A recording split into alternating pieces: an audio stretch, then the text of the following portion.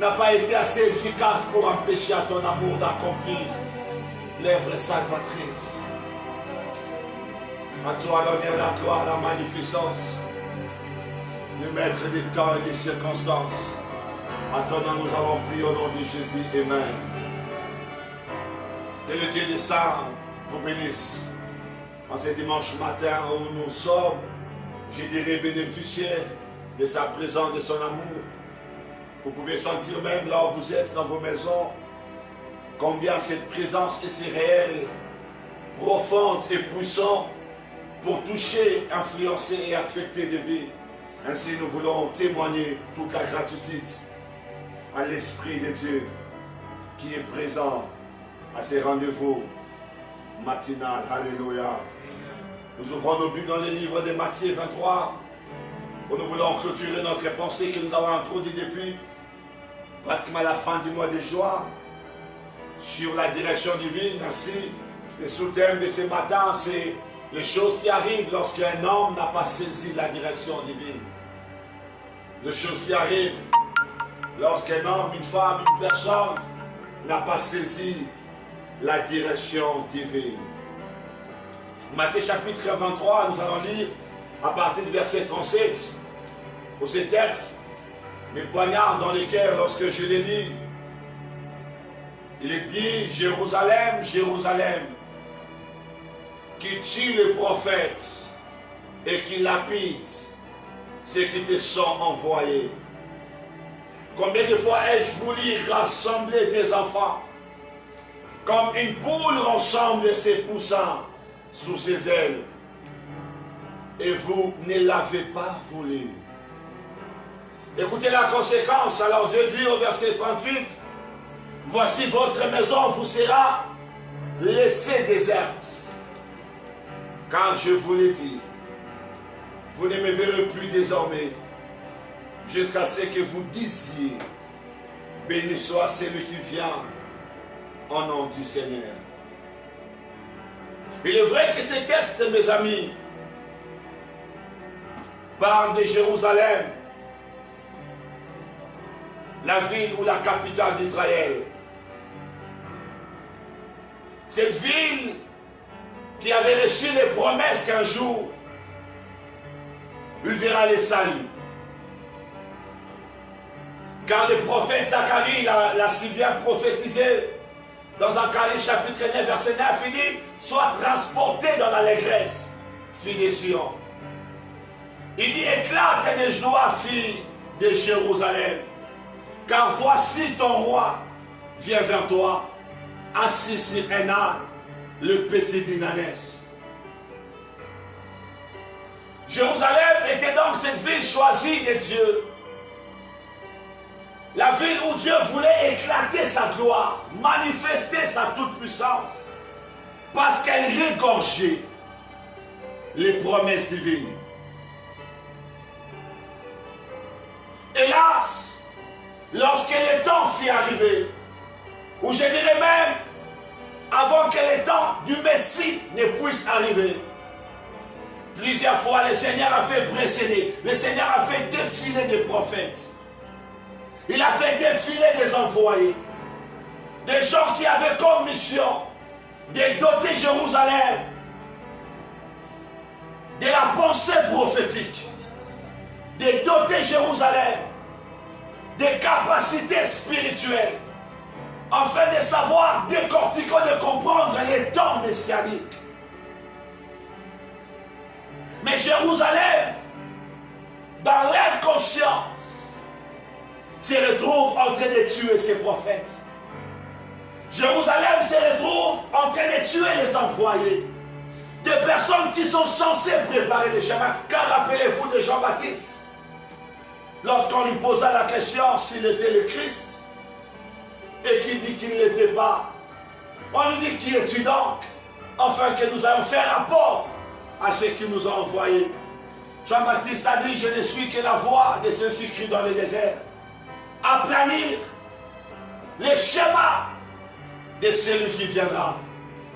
Plusieurs sont venus avant, comme Jean-Baptiste, afin de frayer les chemins, de préparer, d'aplanir le chemin montueux de Jérusalem pour les mettre sur la bonne direction afin d'expérimenter les prophéties, les promesses dites sur elle. Mais malheureusement, Jérusalem n'avait pas la conscience des hommes que Dieu mettait devant.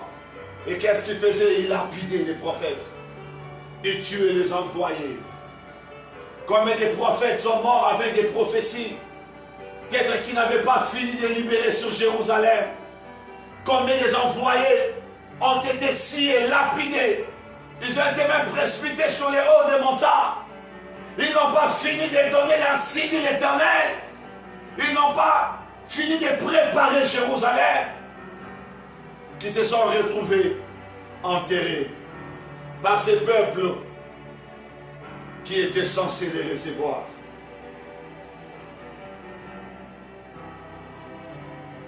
Or, par les prophéties, par les prophètes, Dieu cherchait à rassembler son peuple. Il dit comme une poule couvre ses poussins sous ses ailes. Il a voulu ainsi le faire au travers des prophètes et envoyés. Ce matin, les sous-terres, mes amis, c'est des choses qui arrivent lorsqu'on n'a pas saisi la direction divine. La première des choses, mes amis, c'est que tu vas commencer à illuminer les hommes que le Seigneur met sur ton chemin.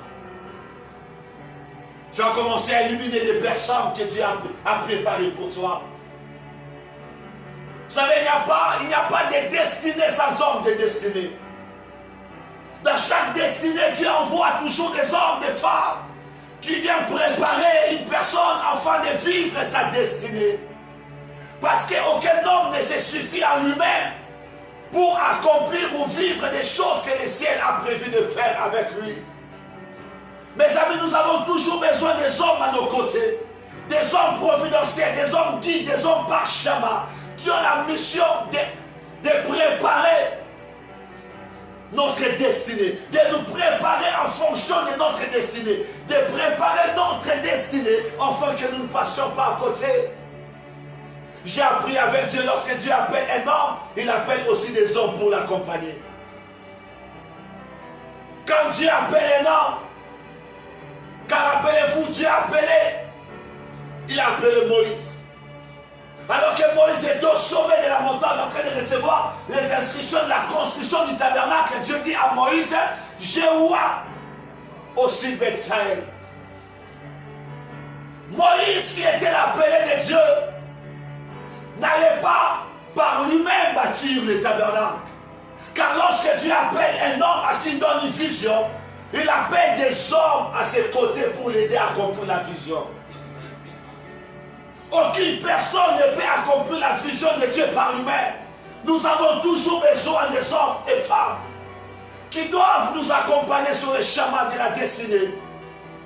On a toujours besoin d'une Marie qui vient saluer Élisabeth afin que celle-ci reçoive le Saint-Esprit et que l'enfant dans son ventre puisse tressaillir.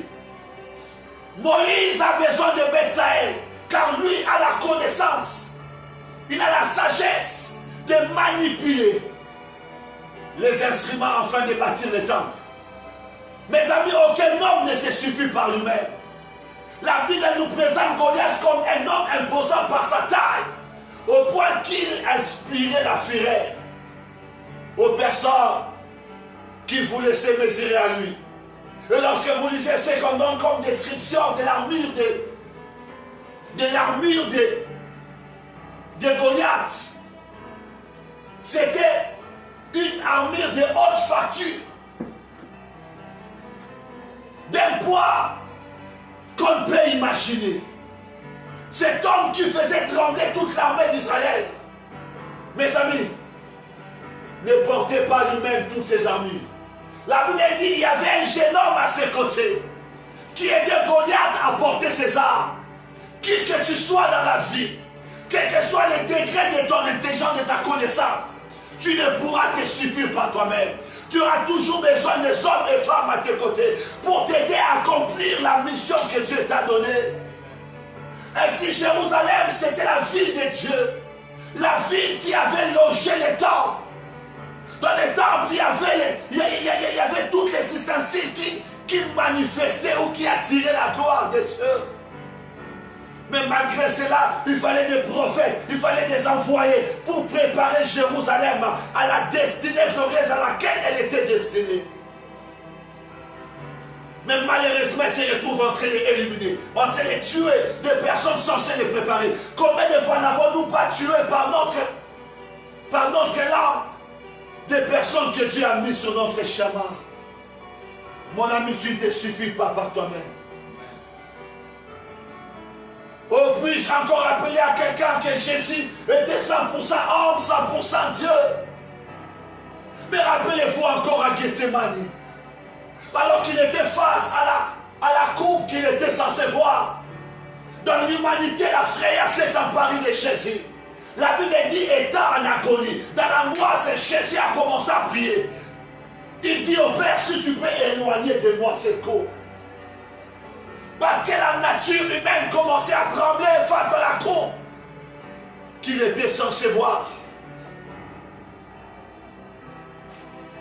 Il dit non pas ma volonté, ta volonté. À 3 fois, Jésus reprend la même prière au point qu'il va aller vers ses disciples, Jean, Jacques et Pierre, pour leur dire que vous n'êtes pas en mesure de me soutenir pendant une heure de temps. Jésus avait même besoin d'être soutenu.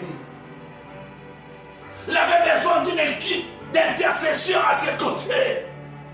Mais Jésus se rend compte que même cette équipe n'a pas été en mesure de l'aider. Alors qu'il retourne encore à genoux, en train de prier, et la Bible déclare que son sang se transforma en sang. Qu'est-ce qui va se passer? La Bible dit un ange est venu pour le fortifier. Un ange est venu.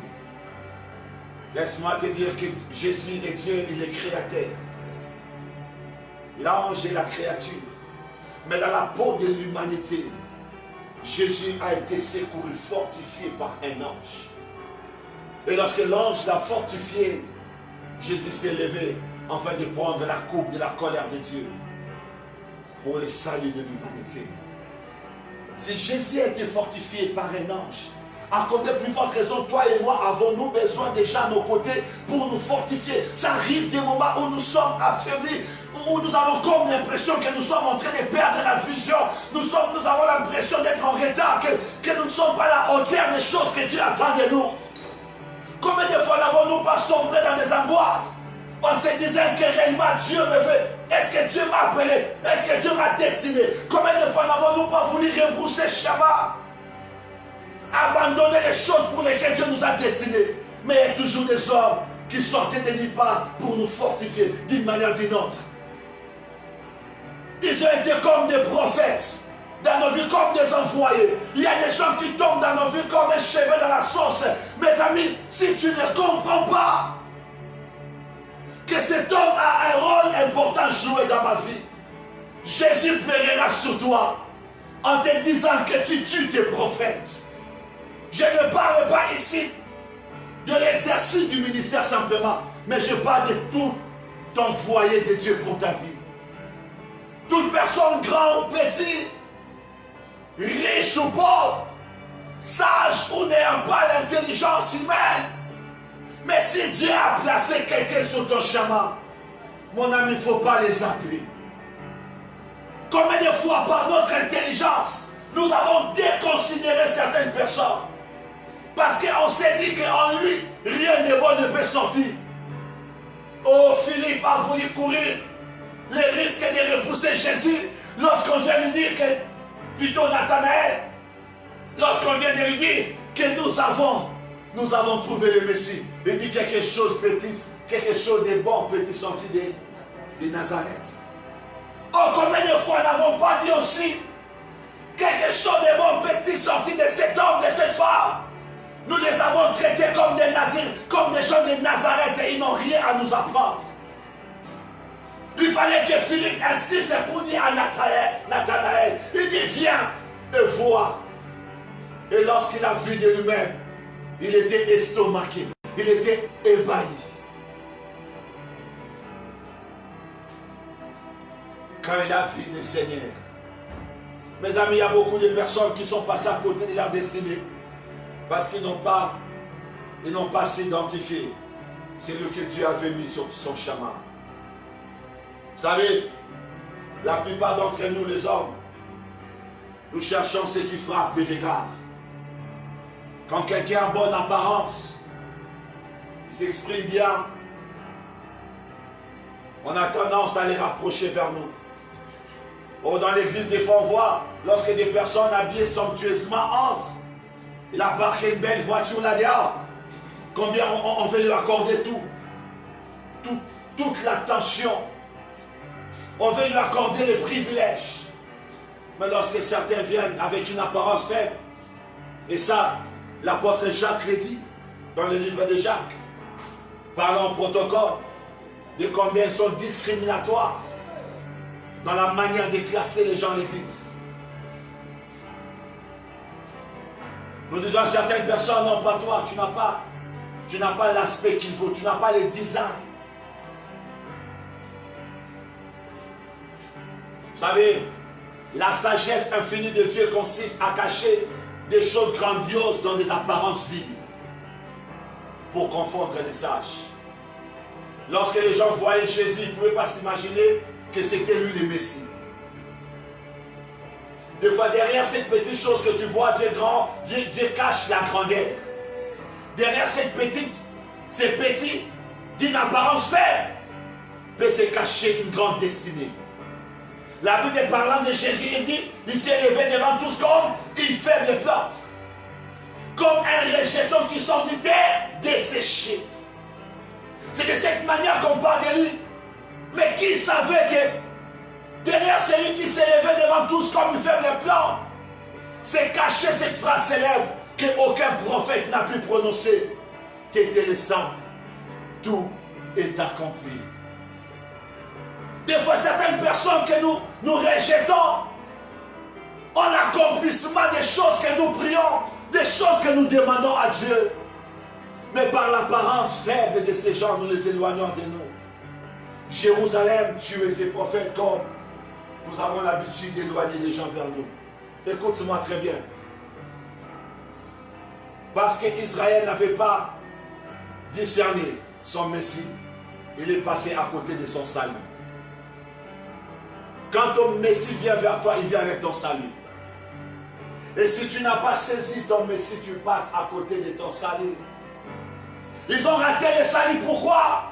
Parce qu'ils s'y attendaient à quelqu'un d'une apparence impuissante, avec une armée puissante autour d'elle, autour de la personne. Mais Jésus était entouré de qui? Des personnes, des classes moyennes, des classes modestes. Et à cause de cela, Israël a dit, non, ce n'est pas toi qu'il faut. Ce n'est pas toi. Première des choses, c'est que nous tuons nos prophètes. Vous savez, les hommes que Dieu nous envoie sont comme des étapes d'un arbre. Tu ne peux pas arriver au sommet d'un arbre si tu ne passes pas par des étapes. Ainsi, chaque homme que Dieu t'envoie, que tu mets de côté, c'est une étape de moi que tu retranches de ton arbre. Ça veut dire que tu te prives des moyens faciles de grimper pour atteindre le sommet. Il y a des gens qui ont déjà émondé la plupart des branches, la plupart des étapes censées les porter. Comme ces proverbes dit, on ne scie pas la branche qui te porte. Tu risques de tomber. Il y a des hommes comme ça, ils sont comme des bras sur lesquels on peut s'appuyer. Ils sont comme des branches sur lesquelles on peut s'appuyer pour grimper, aller encore un peu plus haut. Parce que tu peux avoir l'arbre, mais pour voir le sommet de l'arbre, tu dois passer par des branches. Même si tu n'aimes pas les branches, même si ces branches n'ont pas de fruits que tu aimes. Vous savez, il y a de ces branches qui ne donnent pas de fruits. Il y a d'autres branches qui ont des fruits. Mais des fois, pour arriver là où il y a des fruits, tu seras obligé de passer par des branches qui n'ont pas de fruits. Car chaque personne que Dieu met sur ton chemin est important pour ta destinée. Quand Dieu t'a révélé une personne, reste attaché. Ne tue pas tes prophètes, s'il te plaît. Ne tue pas les envoyés de Dieu pour ta vie. N'envoie pas balader des hommes et femmes que Dieu met sur ton chemin. Parce que cet homme n'a pas l'apparence des hommes que tu aimes, les hommes des novelas. Et tu ne dis pas lui dans ta vie. Il c'est vrai que c'est lui que tu as amené vers toi, mais que tu as dit pas lui. Mes amis, la vie d'un homme descend dans la vie aux saisons de la vie de Jésus. Dans Ésaïe 53, on le présente comme un homme qui n'a ni beauté ni éclat pour attirer le regard. Mais dans Luc 9, à partir du verset 21, vous montez, à partir du verset 28, vous montez, on dit, pendant qu'il priait, son aspect changea. Amen. La vie des hommes fait des saisons. Celle ou celui que tu peux dire là, ni beauté ni éclat pour attirer les regards, peut être celle ou celui que plus tard les gens diront, construisons pour lui trois tentes. Faisons des choses pour lui. C'est pourquoi ne juge pas en fonction de l'apparence, mais juge en fonction de l'orientation divine. Ne rejette pas sans pour autant écouter la voix du Seigneur. Ne dis pas toi, va-t'en, tant que tu n'as pas écouté ce que tu as dit. De peur qu'après avoir rejeté, que tu regrettes. En disant que Alina Kanam Namna Boyaka, oui, et comme si il y a soli, n'a pas si. Tu le dis en réalité parce que tu es blessé au plus profond de toi. Oh, saisis les opportunités, mon ami. N'éloigne pas des hommes. Ne tue pas tes prophètes. Ne tue pas tes envoyés. Ne néglige pas parce qu'il est dans un faible commencement. N'oubliez pas, Christ s'est levé devant tous comme une faible plante. Les gens qui l'ont vu s'élever comme une faible plante pouvaient les dénigrer en disant, n'est-ce pas Jésus le fils du charpentier? Ils pouvaient dire que c'est le fils du charpentier. Mais le fils du charpentier, c'était son identité terrestre. Mais à part le fils du charpentier, il avait aussi une identité céleste. Car aux eaux de Judas, le Seigneur a dit, celui-ci est mon fils bien-aimé, en qui j'ai mis toute mon affection. Tu peux rester en train de critiquer quelqu'un parce qu'il est fils du charpentier, mais tu ne connais pas son identité céleste. C'est pourquoi ne juge pas en fonction de tes yeux. Cherche à écouter le Seigneur. Oh, combien n'avons-nous pas éloigné des collaborateurs poussants, des collaboratrices qui allaient porter la charge dont nous souffrons aujourd'hui. Combien de personnes ont dénigré parce qu'ils n'ont pas fait des études de haute facture. On n'a dit pas à mes côtés. Monsieur, seulement si on savait que derrière les choses vides se cachent les grandes choses. Nous traiterons les gens avec beaucoup de respect et de dignité. Parce que dans la vie, mes amis, tu ne sais pas qui est qui. Tu ne sais pas qui est qui.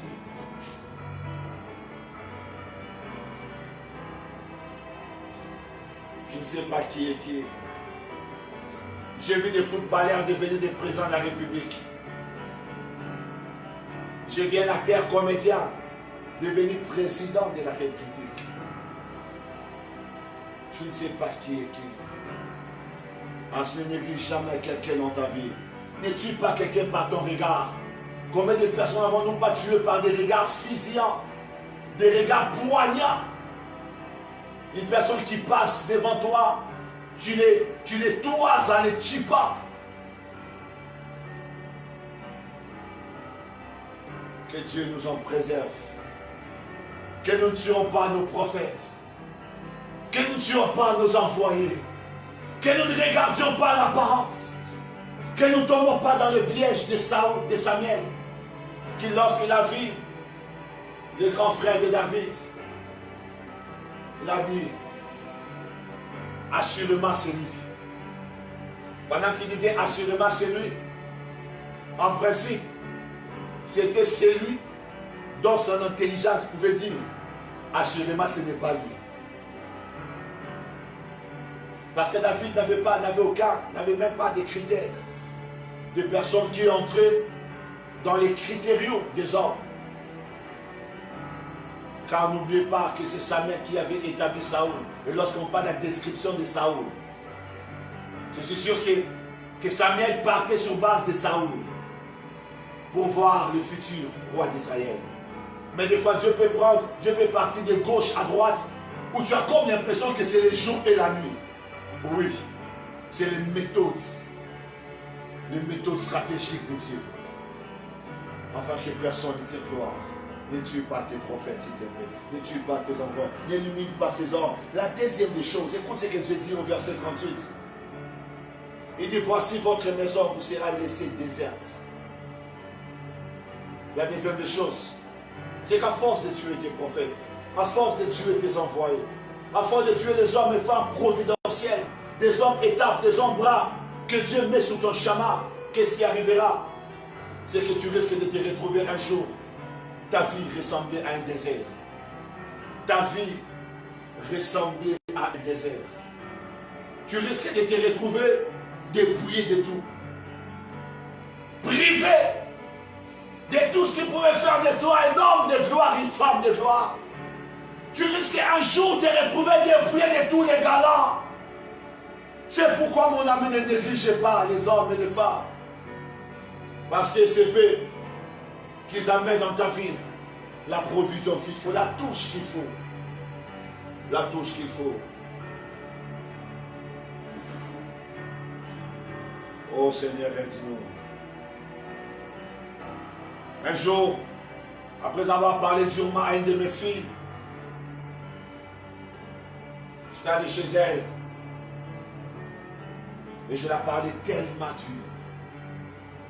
Elle était en train de pleurer pendant que je parlais. Je suis rentré à la maison.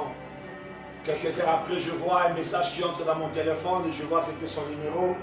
Je me dis, qu'est-ce qui me réserve ce contenu? Et lorsque j'ouvre le téléphone pour lire, je me disais, comme aujourd'hui il y a des fils et des filles qui révoquent leur père spirituel. Je me disais, est-ce qu'il y a une révocation ou quoi?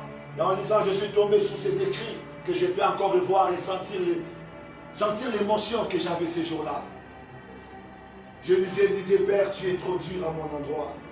Tu as toujours des termes durs lorsque tu parles de moi. Tu m'as toujours traité différemment des autres. Chaque fois quand je t'écoute, tu me fais pleurer. Mais aussi, je sais une chose, que ta dureté, c'est la preuve d'amour que tu as pour moi. Il y a des moments où je n'ai pas envie d'écouter des choses que tu me dis. Mais seulement, je dis aussi, cette dureté est importante pour ma destinée. C'est important pour mon succès. Il dit, c'est vrai, j'écris avec l'art. Ne changez pas mon endroit. Même quand tu me verras en train de pleurer. Il dit, je sais au moins, c'est pour mon bien. Car il n'y a pas beaucoup de personnes qui me parlent avec cette dureté. Je disais, waouh, je ne m'y attendais pas. Un jour encore, je me rappelle, je suis suspendu de mes filles que j'aimais beaucoup à l'UPC, dans le groupe Évangile du Centenaire. Elle était une de mes collaboratrices la plus proche.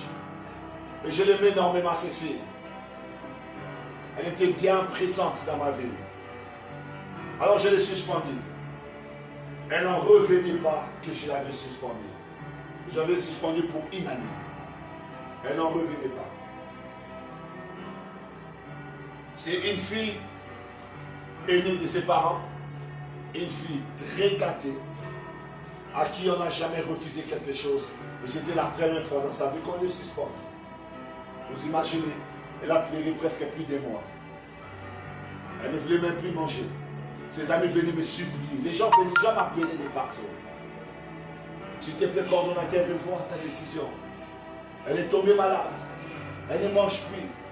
Tu es sa référence. Tu es son modèle. Elle est jure sur toi. Là, elle est abattue. Les gens m'appelaient presque tous les jours. Je disais, non, cette suspension, vos sopes en dehors. Il y a même certains de mes amis les plus proches qui sont venus me voir, m'ont dit, Eva, nous avons appris, mais s'il te plaît, revois ta décision. Mes amis les plus proches, je leur ai dit, je sais ce que j'ai poursuivi dans la vie de cette fille. Et vous savez, une année après, j'ai levé sa suspension, mais j'avais quand même senti que son amour s'était refroidi à mon endroit. Pas de souci, on a évolué. 4 ans plus tard, elle m'appelle pour me dire, j'ai besoin de vous voir. Elle est venue vite à la maison. C'était la première fois de ma vie qu'on me dit ça. Il dit, papa, je suis venu vous dire merci. Je dis, merci pourquoi? Il dit, merci parce qu'il y a là 5 ans en arrière, vous m'avez suspendu. Je n'avais pas compris la dureté de ces sanctions.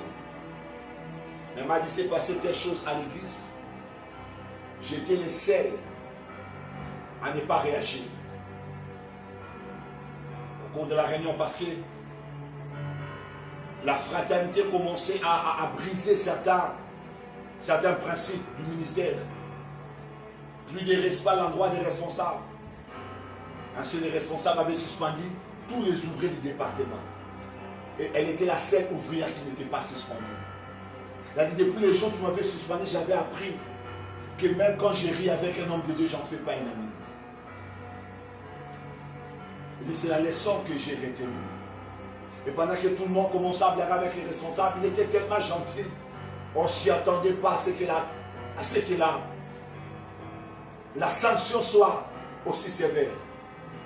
Tous les départements étaient suspendus. Elle était la seule qui n'était pas suspendue. Elle s'est fait remarquer. Elle est devenue un des responsables à l'église. Elle est venue me dire merci pour ça.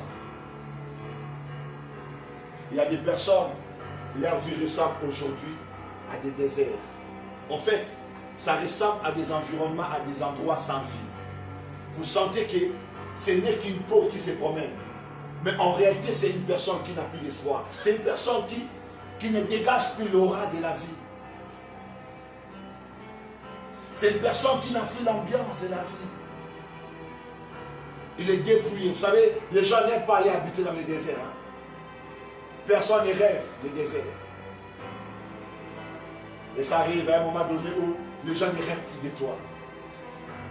Les gens ne pensent plus investir avec toi. Les gens ne veulent plus travailler avec toi. Parce que tu as été digne, je dirais, d'un comportement peut-être sadique. D'un comportement ignoble à l'endroit des autres. Qu'à un moment donné, tout le monde te lâche. Il dit, ta maison sera déserte. Donc ta maison ne sera plus vivante. Ta maison n'attirera plus. Ma sœur et mon frère, saisis le temps, saisis l'occasion, saisis la direction divine, avant que tout le monde puisse passer à côté de toi et que quand regard tombe sur toi. Saisis les moments qu'on te donne des conseils maintenant. Écoute les conseils qu'on te donne. Écoute l'amour quand une personne peut s'asseoir. Quand une personne peut s'asseoir pour te donner un conseil, ça veut dire que cette personne tient à toi. Parce que les conseils, on les donne qu'à des personnes qui nous sont précieuses. Et quand une personne peut s'asseoir en face de toi, te donner un conseil, prends ces conseils de tout ton cœur. De peur que demain, après avoir foulé ces conseils aux pieds, que tu te retrouves n'ayant personne avec toi. Un jour, je me rappelle, j'étais encore païen. J'avais cette vie, des fois, de sauter les murs, d'aller manivrer, de revenir. Et quand je rentrais, j'avais la colère de tous mes grands frères et de mes sœurs. C'est tout le monde, j'avais la colère qui s'abattait sur moi. Et je me dis, ces gens ne m'aiment pas. Quand c'était tard, on m'appelait, ça m'énervait, comment on m'appelle? Je suis une grande personne, j'ai droit à faire la vie. Je rentrais souvent à la maison ivre. Je me rappelle ces jours-là, je suis rentré aux environs de 23h minuit. Alors que j'avais escaladé le mur, je descends. Grande surprise. J'ai vu que tout le monde était au salon. Je me dis, oh mon Dieu, c'est un piège ou quoi? Ils ne sont pas allés dormir jusqu'à cette heure. Parce que j'avais même une doublure d'une clé. Je faisais les 100 pas dehors, chercher comment entrer, quelle explication donner. Alors que je sentais la bière, presque ivre. À un moment donné, je me dis, ok, j'accepte l'abattoir. Pendant que j'entrais, ils étaient là. Et pour traverser, ça veut dire que j'ai passé devant la télévision et tout le monde était en face de moi. Personne n'a fait cas de ma présence. J'ai fini le salon, j'entre au couloir, je me dis, qu'est-ce qui se passe là? J'entre dans la chambre, je me dis, non, non, il y a quelque chose que je ne comprends pas là. Personne n'a crié sur moi. Je me dis, non, je sors d'abord, apparemment, ils ne m'ont pas vu, c'est vrai que je suis devenu l'homme invisible. Et je repasse encore, je sors quand même, je repasse. Personne ne me dit mot. Je rentre dans la chambre, personne ne me dit quelque chose. Et vous savez, dans mon ivresse, j'ai senti dans mon cœur une tristesse. Bizarrement, comment je ne sais pas. Je me suis dit, apparemment, ces gens s'en foutent de ma vie même. Comment je viens à cette terre, personne n'écrit sur moi. J'ai fait autant de tout, c'est comme si je suis rien pour eux. Je suis resté dans la chambre, dans la tristesse. Cette tristesse venait d'où, je ne sais pas. Au petit matin, j'étais à mon coin, j'étais si triste. J'ai posé la question, qu'est-ce qui arrive à mes frères et sœurs? Pourquoi apparemment personne ne veut de moi? Ils veulent ma mort. Ils ne veulent plus de moi. Et je vis un de mes grands frères qui avait l'habitude de me frapper souvent. Il vient vers moi et me dit, pourquoi tu es si triste comme ça? Je dis, bon, je ne comprends pas. Je sens que, apparemment, personne ne m'aime, personne n'a cru sur moi. Hier, ça m'a bouleversé. Il dit, eh bien, on a voulu simplement te punir. Parce que chaque fois qu'on crie sur toi, ce n'est pas qu'on veut ton tort, mais c'est parce que nous t'aimons. Et dans la vie, si tu as personne qui crie sur toi, si tu as personne qui parle à ta vie, tu vas te perdre. Il faut avoir une autorité sur toi. Chaque fois qu'on te dit des choses difficiles, c'est parce qu'on tient à ta vie. Et là, j'étais en train de l'écouter. J'ai compris l'importance d'avoir des hommes et femmes qui peuvent te dire quelque chose dans la vie.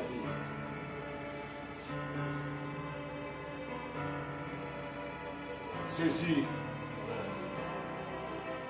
les opportunités alors qu'il est encore jour. Donne ton oreille à celui qui peut te parler. Afin que ta vie ne soit pas déserte. Que ta maison ne soit pas un endroit où personne ne veut y aller. Que tes affaires ne soient pas un terrain où personne ne veut investir. Parce que tu as un sale comportement, tu parles mal aux personnes, tu regardes les gens de haut. Tu te considères comme le maître de tous. La dernière des choses, la troisième pour finir. Le verset 39, Dieu dit, car je vous l'ai dit, vous ne me verrez plus désormais. Oh. Je préfère encore que les hommes partent, mais que mon Dieu ne parte pas. Mais Seigneur a dit, tu as tué tes prophètes. Tu as tué les envoyés. Et à cause de cela, il dit, même moi, même à présent, tu ne me verras plus. Tu ne me verras plus dans tes affaires Jérusalem. Tu ne me verras plus dans ta maison. Tu ne me verras plus dans ton mariage. Tu ne me verras plus dans tes études. Dans ton ministère, tu ne me verras plus. Vous savez, de ces personnes à qui on a dit, hein, yo, Akaso Koufi, Madame Noriati, tu ne me verras plus. Yo, Ata au baby, Ata au sale accident, tu ne me verras plus. Ça peut encore sonner mieux que ça soit un homme qui le dise. Mais ici, c'est Dieu qui dit à Jérusalem.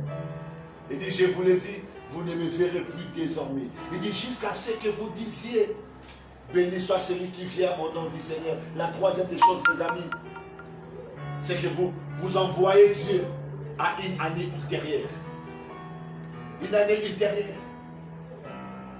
Il y a des gens, ils auraient pu être bénis en 2010.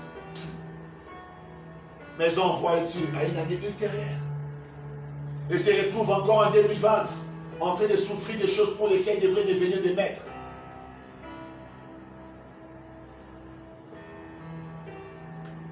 Aujourd'hui, Jérusalem croupisse dans le judaïsme. Ils croupissent dans tout ce qui n'est pas Jésus. Ils ont renvoyé Jésus. Et c'est au millénium que Jésus reviendra pour eux. Au millénium. C'est-à-dire que tu dis à Jésus, pas pour une date aussi lointaine que cela. L'apôtre Paul pouvait dire aux Hébreux, vous à qui j'aurais pu m'adresser à vous comme des maîtres, mais vous en êtes encore au lait maternel.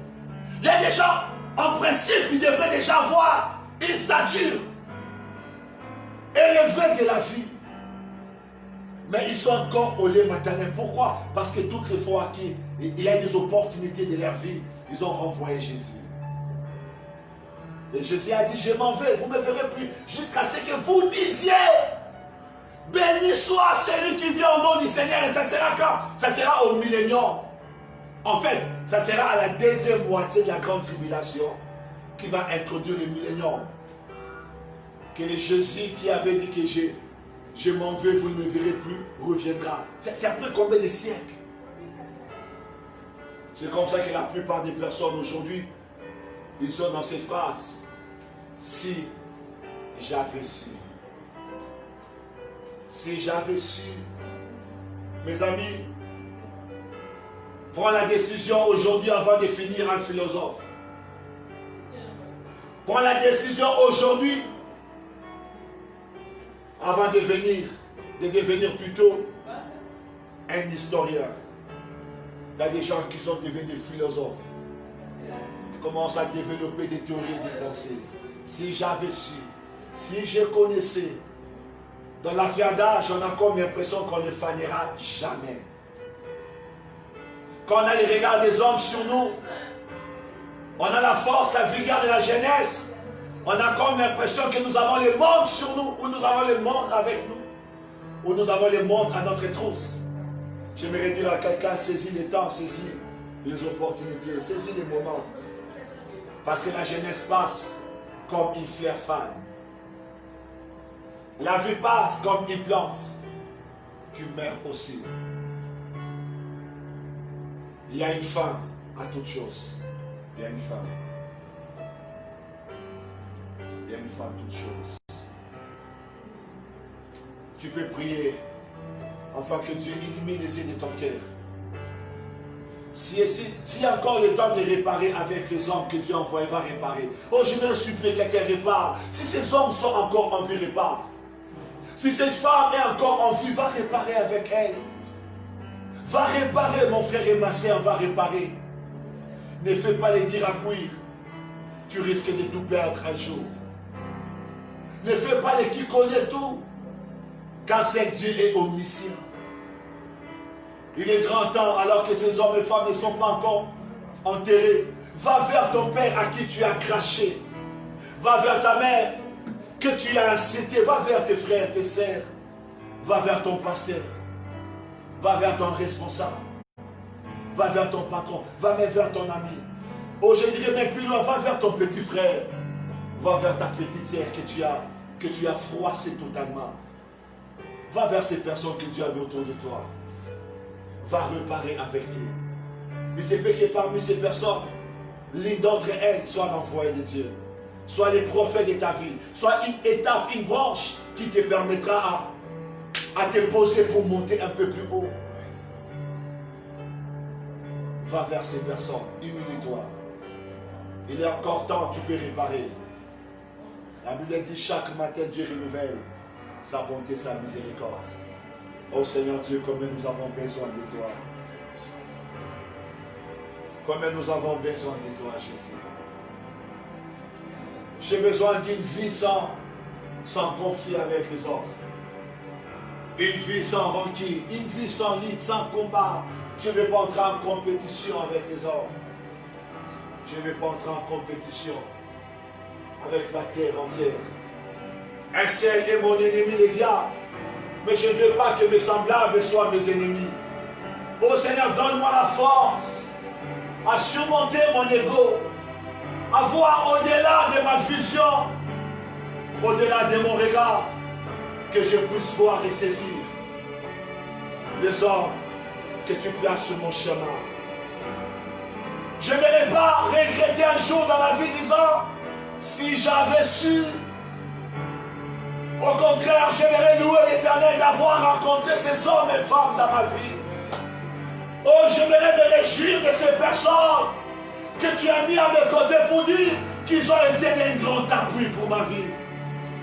Ils ont été d'un grand réconfort pour ma destinée. Que l'apparence ne m'amène pas à faire des choix que je regretterai. Aide-moi, oh Dieu. Aide-moi, Adonai. Lorsque ma chair voudra parler, que mon esprit crie plus haut pour me dire, ne traite pas dur cet homme. C'est lui le Messie qui est venu avec un salut pour ta vie. Fais-nous vivre grâce. Fais-nous vivre faveur. Fais-nous vivre ta bonté. Fais-nous vivre ta fidélité.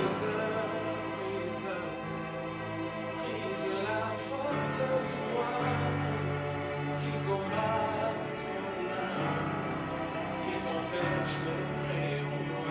Jésus, Brise la force du moi qui combat mon âme et t'empêche de vrai en moi.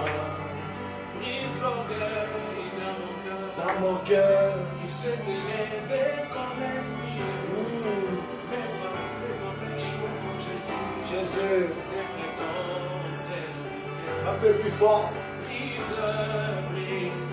Brise la force du moi qui combat mon âme et t'empêche de faire en moi.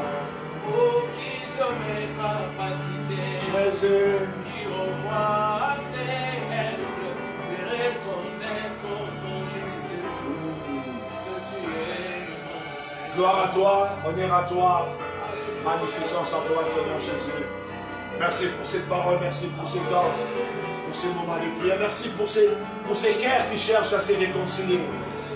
Merci pour ces cœurs humbles qui laissent la parole de Dieu entrer dans son esprit, afin de la conduire dans l'humilité pour accomplir ta volonté. Car la Bible déclare que Dieu résiste aux orgueilleux, mais il fait âme, il fait grâce aux âmes. À ton nom donc gloire. Nous voulons bénir ces moments des offrandes, oh Dieu. Nous prions que tu bénisses la main qui amène ce matin dans ta maison l'offrande, sa dîme, son action de grâce. Soutien, béni, fais-les bien. Au nom de Jésus. Amen. C'est moi des offrandes, c'est que leur offrande, amenez-les. Et je dis toujours, vous avez suivi le culte chez nous, la prière. Amenez l'offrande dans votre église. Allez donner à l'église où vous êtes membre. Amenez vos dîmes, vos offrandes et actions de grâce. Alléluia. Amenez l'offrande, c'est qui a non.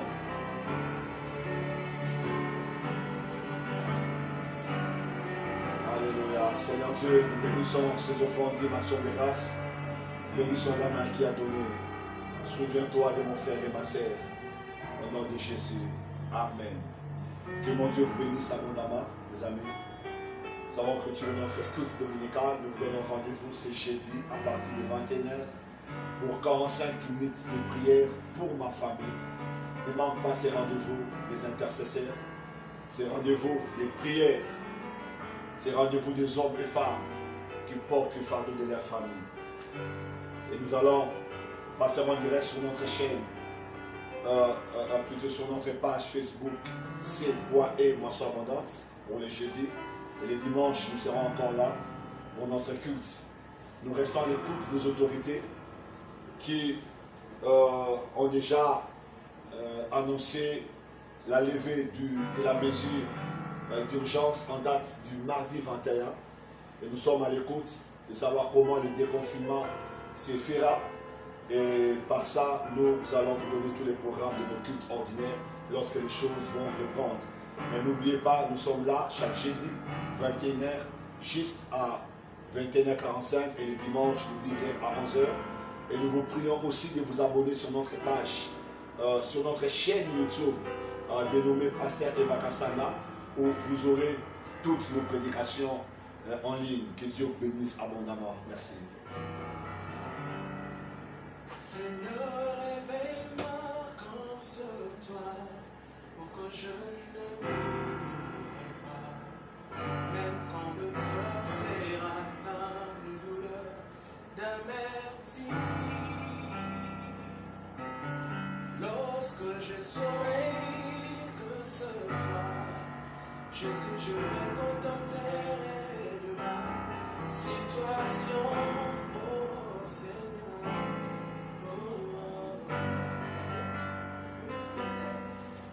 Pourquoi tu me casses